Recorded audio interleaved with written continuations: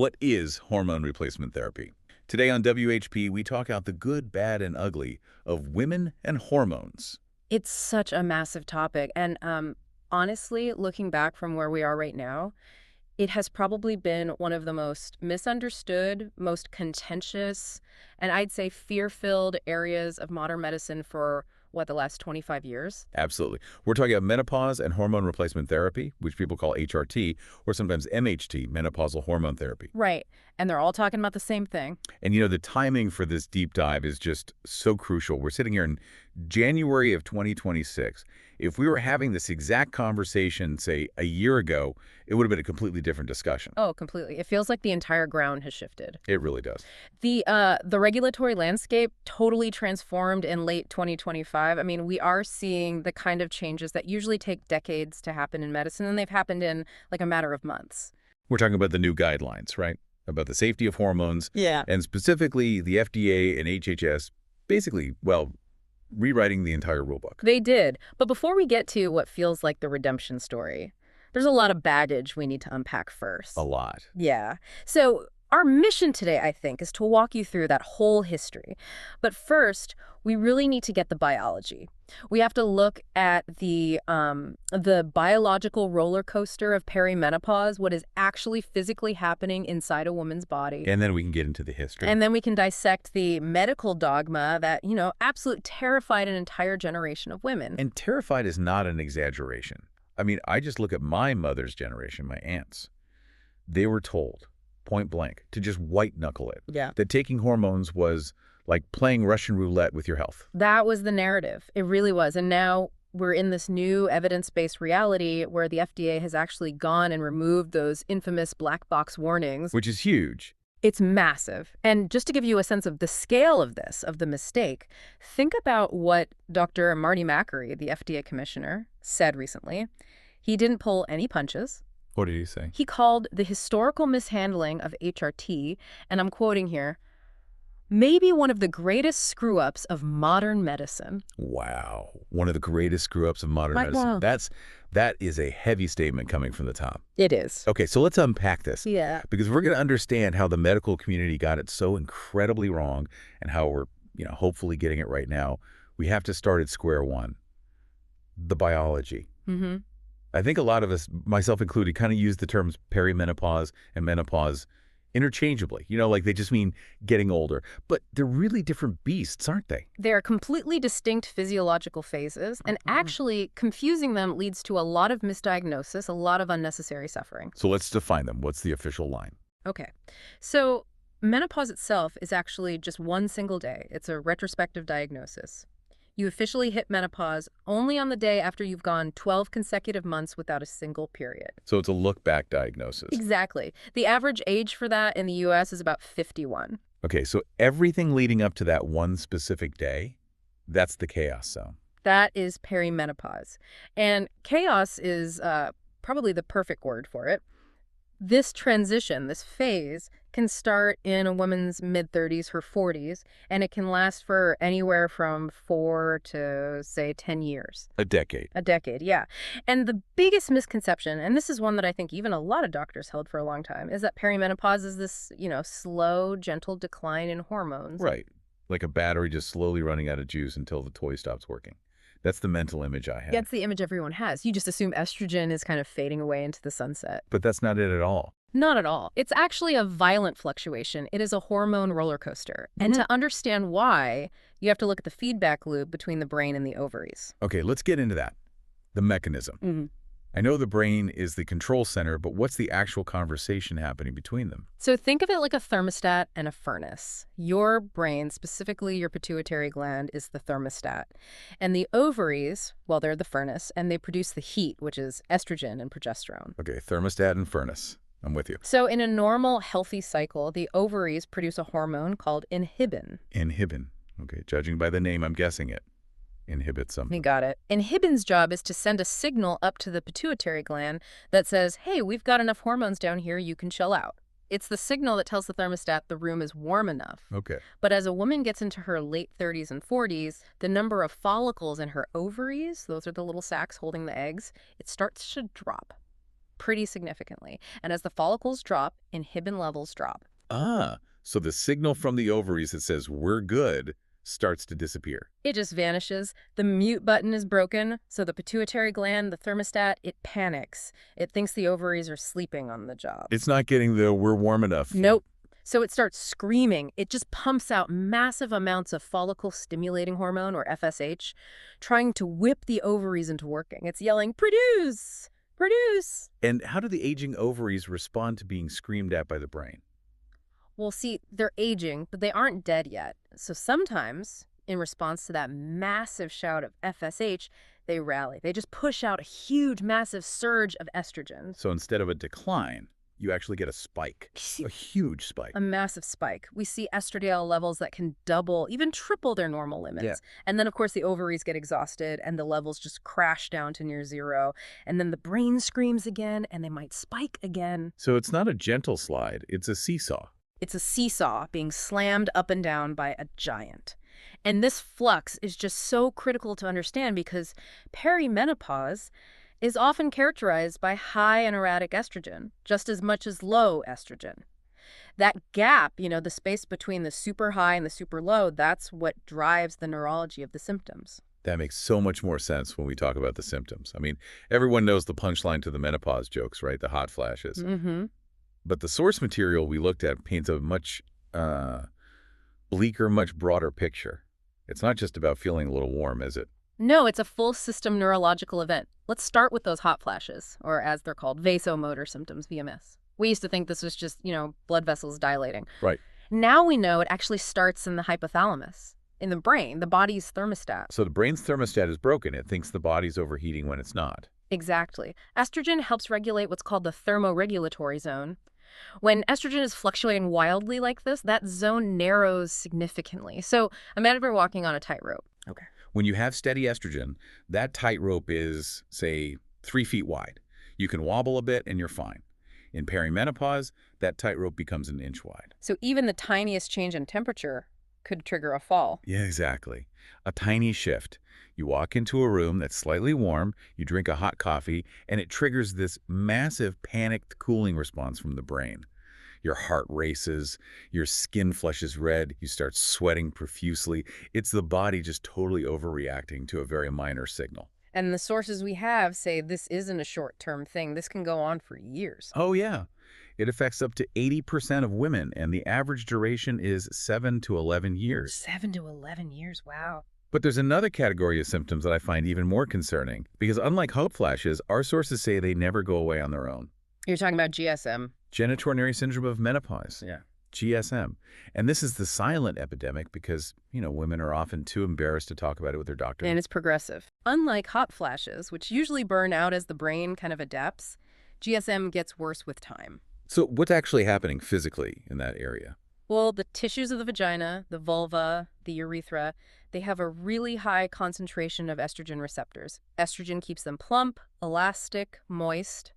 When that estrogen goes away permanently, those tissues atrophy. They thin out. They become like parchment paper, I've heard it described. That's a great description. They dry out, they become fragile. And this leads to painful intercourse and dryness, which I think people sort of expect. But I was really surprised to see the strong link to urinary tract infections. That is a huge one. Yeah. Recurring UTIs. The urethra thins out and the whole pH balance of the vagina changes, which makes it a breeding ground for bacteria like E. coli. So women are getting chronic UTIs. We see women in their 50s and 60s getting one UTI after another, taking round after round of antibiotics, and no one tells them it's fundamentally a hormonal tissue problem. And then there's the other stuff, the systemic effects. Brain fog, the anxiety. I've heard friends describe it as suddenly feeling like they're losing their minds. And that anxiety is directly driven by that flux we talked about. You see, high estrogen can be overstimulating, and then the crash causes depression. It's a mood destabilizer. And the sleep. Horrible sleep disruption, partly from the night sweats, but also from the loss of progesterone, which is a natural sedative. Then you have the joint pain. Frozen shoulder is classic for menopause, and even heart palpitations. And that's all before we even get to the long-term silent killers. Right. Osteoporosis, cardiovascular disease, and cognitive decline. These are all tethered to the permanent loss of estrogen. So, okay, let's just recap the stakes here for a second. We have a massive biological event. It affects half the population. It's causing brain changes, heart risks, bone loss, and just daily life-altering suffering. You would think the medical community would be all over this with treatments. You'd think it would be priority number one. Right. But this is where the story takes a really dark turn. It does. To understand where we are in 2026, we have to look at the good, the bad, and the ugly of this history. Let's go back in time then. Back to the era of feminine forever. This was the 60s through the 90s. That's right. For decades, estrogen was prescribed widely. It was viewed as a bit of a fountain of youth. Doctors believed it prevented chronic diseases, kept women looking young, protected their hearts.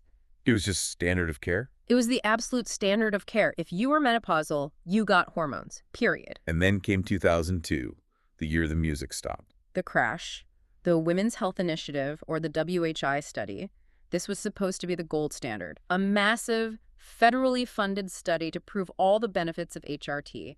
But in the summer of 2002, the study was halted early.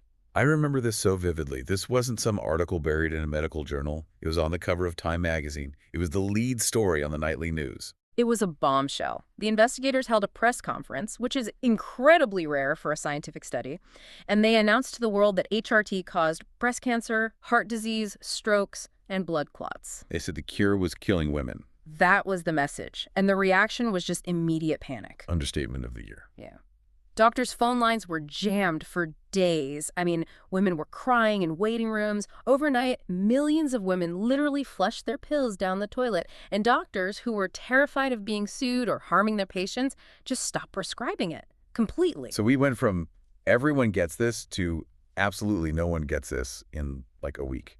Correct. It became medical dogma that hormones were dangerous, and that dogma held firm for 20 years. But this is where it gets so fascinating. Mhm. Because in the last few years, and especially culminating in these new 2025 guidelines, researchers have basically performed an autopsy on that 2002 study. They have. They went back into the data, and what they found explains exactly why Dr. McCurry calls it a screw-up. So what? And what went wrong with the WHI study? Well, almost everything, if you're trying to apply its findings to a newly menopausal woman. There were three huge, glaring flaws. First, and this is the big one, the age problem. Okay, so we just established that menopause starts in the 40s, menopause hits around 51. So I'm assuming they studied women in that age bracket. You would assume that. It would make sense, but they didn't. In the WHI study, the average age of the participants was 63. 63. Wait, the average age. The average. And a huge portion of them were over 70. Many of them were more than a decade past their last period. They hadn't had estrogen in their bodies for 10, 15 years. Why does that gap matter so much? I mean, what's the difference? This brings us to the timing hypothesis. This is really the key to unlocking this whole mystery. You see, estrogen keeps your arteries flexible and healthy. It prevents plaque from building up. Okay. But if you go 10 years without estrogen, like the women in this study did, plaque starts to build up. Your arteries start to harden. So their arteries were already damaged to some degree? Exactly. They already had subclinical arterial disease.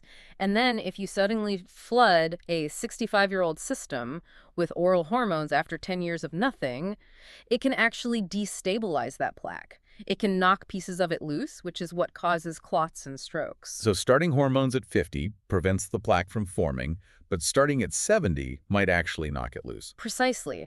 They were testing a prevention drug on a population that already had the condition. It would be like testing a seatbelt by putting it on people who have already been in a car crash and then saying seatbelts are dangerous. That is just a staggering oversight. Yeah. What about the medication itself? I mean, were they using the stuff we use today? No, not at all. And this is the second major flaw. They used a specific drug called Prempro. It was made of conjugated equine estrogens. Equine, as in from horses? Yes, derived from pregnant mare urine. So it's a mix of estrogens, some of which are not natural to the human body at all. And it was combined with something called medroxyprogesterone acetate, or MPA. And that's not progesterone. It's a synthetic progestin. It's not the natural progesterone our bodies make. And why does the synthetic part matter so much?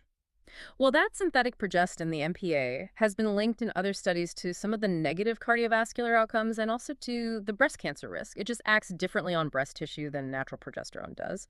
And on top of all that, they used a one-size-fits-all dose. Everyone got the same pill. Everyone got the same pill, regardless of their age, their weight, or their medical history. So, Wrong age group, a synthetic horse-derived drug at a single high dose. Yeah. And then the statistics. The headline screamed 26% increase in breast cancer. That number is terrifying. If you tell me my risk of anything just went up 26%, I'm running for the hills. Of course, it sounds catastrophic, but in statistics, you have to separate relative risk from absolute risk. That 26% was the relative risk. So what was the absolute risk? What did it actually mean for an individual woman? That 26% increase translated to less than one additional case of breast cancer per 1,000 women per year. Wait, say that again? Less than 1 in 1,000? Yes, an incredibly rare risk. To put that in perspective for you, drinking 2 glasses of wine a night carries a higher relative risk of breast cancer. Being obese carries a higher risk.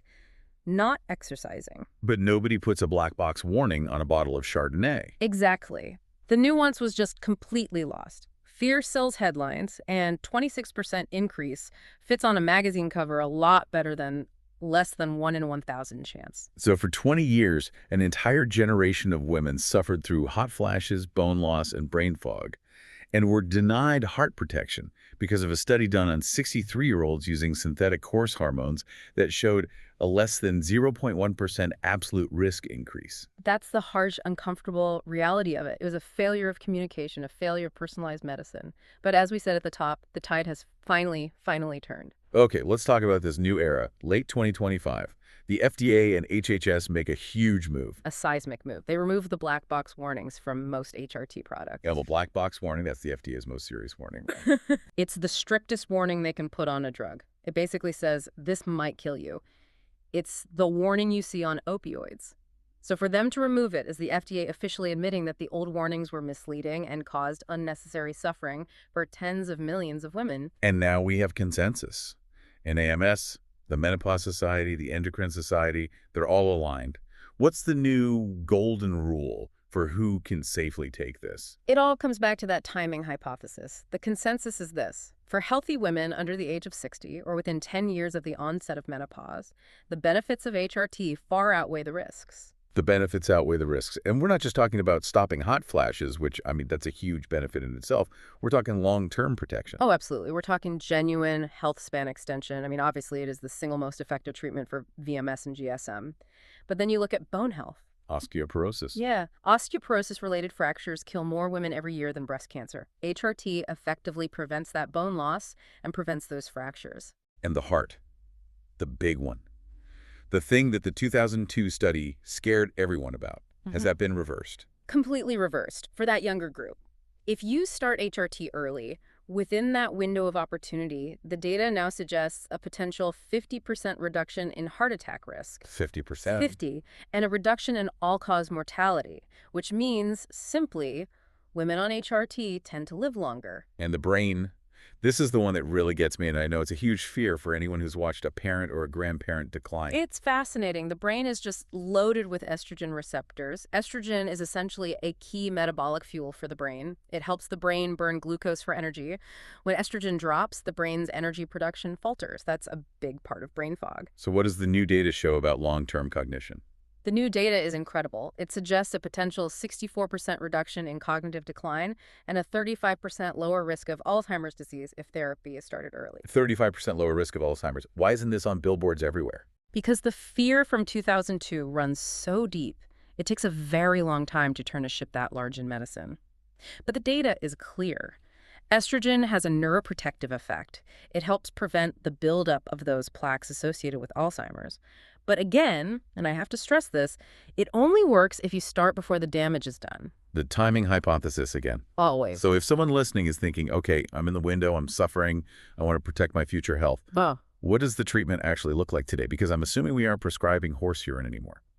Generally, no. We have a much more sophisticated treatment toolkit now, and we have to separate it into 2 main categories, systemic and local. Local therapy. Yeah. That means it just works on a specific area. Exactly. We're talking about vaginal creams, rings, or tablets. These deliver a tiny dose of estrogen directly to the vaginal and urethral tissues to treat GSM. And is that safe for pretty much everyone? It's incredibly safe. The medication stays local. It barely enters the bloodstream. So even for most breast cancer survivors, in consultation with their oncologist, local estrogen is considered safe. So it treats the dryness, the pain, the UTIs. Correct. But, and this is a key point, it won't help your hot flashes or your bones because it doesn't get into your system. Right. For the bones, brain, and hot flashes, you need the systemic therapy. You do. That means pills, patches, gels, or sprays, things that treat the whole body. And this is where the delivery method seems to matter a whole lot.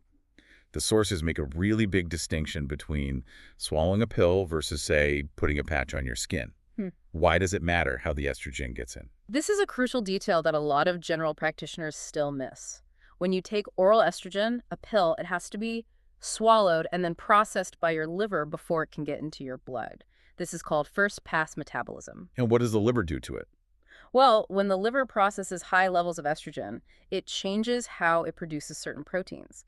Specifically, it ramps up production of clotting factors. Ah, so that's where the slight risk of blood clots and stroke comes from in the oral pills. That's it. It also increases C-reactive protein, or CRP, which is a marker for inflammation. Okay, so the pill stresses the liver a bit, which can increase clot risk. Yes. And it also increases something called SHBG, sex hormone binding globulin. That sounds complicated. What does that do? Think of SHBG as a sponge that just soaks up free-floating hormones. When you increase SHBG, it binds up your testosterone. So oral estrogen can sometimes lower your libido because it's locking up all your available testosterone. Well, that's not ideal. So what's the alternative? The transdermal options, the patches, the gels. Transdermal estrogen bypasses the liver completely. It goes right through the skin and into the bloodstream, just like the hormones your ovaries used to make. So more direct route. Exactly. And because it skips the liver, the data shows it has a lower or even a neutral risk for blood clots and stroke. It doesn't spike inflammation. It doesn't raise SHBG. So if you're worried about clots, or maybe you have high blood pressure, or you just want the safest possible profile, transdermal seems to be the preferred modern method.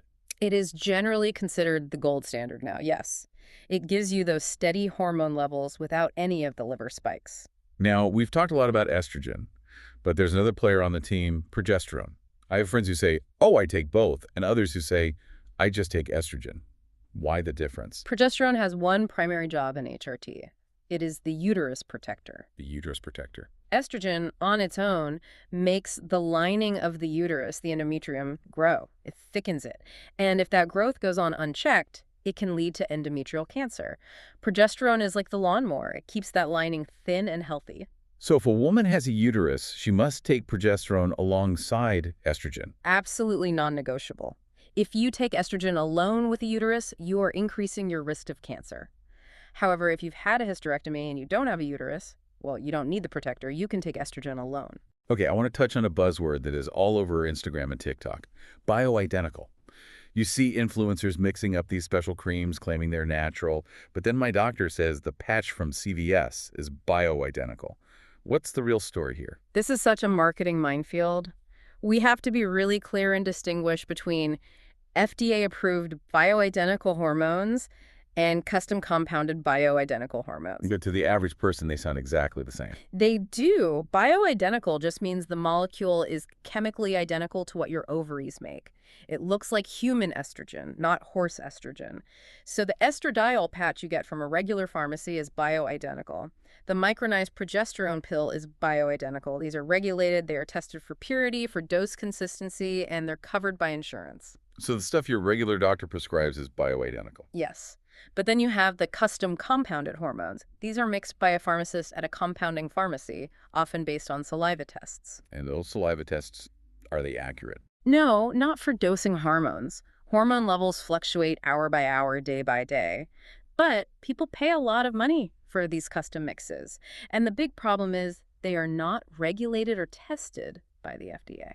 So you don't really know what you're actually getting in the bottle. We've seen samples that have been tested where one pump of cream has 0 hormones and the next has 10 times the intended dose. You risk overdosing or, just as dangerous, underdosing. If you underdose the progesterone, you risk uterine cancer. They don't have black box warnings, but that's only because they aren't regulated, not because they're safer. So the source is pretty clear. Stick to the FDA-approved bioidenticals. You get the safety of regulation with the benefit of the body-identical hormone.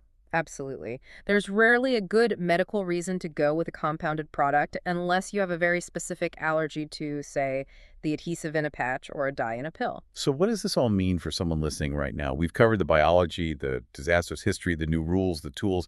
How do we take this and make practical decisions? I think the first big takeaway is that personalization is key. There is no one-size-fits-all approach here. Your neighbor's HRT protocol is not going to be yours. Depends entirely on your age, how long it's been since your last period, and your personal health history. And what about the age limit? I have heard so many women say their doctors took them off hormones the day they turned 65, like it's some mandatory retirement age for your estrogen. That is another myth from the 2002 panic that we really need to bust. The new guidelines are very clear that therapy can continue as long as the quality of life benefits remain. It's a shared decision between you and your doctor. You don't just age out of symptom relief. If you're 66 and you try to stop and the night sweats come roaring back, or you're worried about your bones, you can stay on it. Now, what if a listener truly cannot take hormones? Maybe they have a personal history of an estrogen-sensitive breast cancer. Hmm. Are they just out of luck? Not at all. And this is a really exciting new development. We now have excellent non-hormonal options. There's a drug called fesolenint. Fezolinetant. How does that work if it's not a hormone? It's a neurokinin 3 antagonist. So remember when we talked about the thermostat in the brain getting broken? Hypothalamus, yeah. This drug basically blocks the specific pathway in the brain, the neurokinin pathway, that actually triggers the hot flash. It just stops the signal from ever being sent. So it treats the symptom without adding any estrogen to the system. Exactly. It works incredibly well for VMS, for hot flashes and night sweats. Now, it won't protect your bones or your heart, but for pure symptom relief, it is an absolute game changer for women who can't take HRT. And of course, lifestyle factors always matter. Diet, weight-bearing exercise for the bones, good sleep hygiene. But I think the most important practical takeaway from all of this is about self-advocacy. Because I have a feeling a lot of listeners might go to their doctor next week, ask about HRT, and still hear those old, outdated 2002 talking points. That is unfortunately very likely. They say it takes about 17 years for new medical research to fully penetrate clinical practice. Many doctors just haven't updated their knowledge on this since they were in medical school. So what should a listener do in that situation? You are empowered to push back. You can bring the 2025 NAMS position statement with you. You can ask specifically about transdermal options. And if a provider refuses to even discuss it based on that old fear, you are absolutely allowed to find a menopause specialist. Because the data has changed. The data has profoundly changed, and you deserve medical care that is based on 2026 science, not 2002 fear. That feels like a really powerful place to land. We've gone from a massive medical screw-up to, well, a new era of understanding and personalized care. And if we connect this to the bigger picture, I just want you to think about the economic and social impact for a second. For 20 years, how many women stepped back from leadership roles? How many retired early because they had severe brain fog or insomnia that they were just told was natural aging? That's a really provocative thought. We talk about the glass ceiling, but maybe there was a hormonal ceiling too. Millions of women exiting the workforce right at the peak of their wisdom and experience because of what we now know are treatable symptoms. Exactly. And with this new understanding, with proper modern treatment, we might just see a reshaping of the workforce. Women in their 50s, 60s, and 70s remaining vital, energetic, and in leadership roles. I mean, it could fundamentally change our society in the coming decade. I love that. A healthier, more empowered future where we don't just survive this transition, we actually thrive through it. Well, we have covered a lot of ground today. Thank you so much for walking us through the weeds on this. It was my pleasure. It really is a conversation that saves lives. It certainly is. Don't forget to like and subscribe for more women's health news, and until next time, be well.